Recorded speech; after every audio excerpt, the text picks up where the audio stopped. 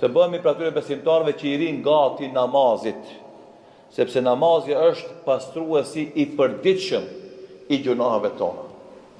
Edhe në aspektin shpirtëror, edhe në aspektin fizik.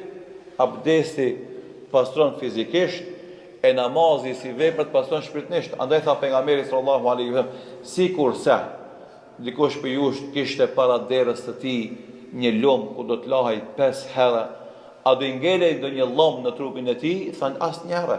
Ashtu edhe namazi kush e fal rregullisht nuk i ngelet mëkat po. Andaj në prizmën e kësaj që themi na ngelet se namazi është adhurimi më i madh në Islam, sepse është pastruesi më i mirë i të gjitha gabimeve tona që i bëjmë, edhe jo rastisht Allahu i Madhëshëm këtë ajet kuranor e filloi me faljen e namazit.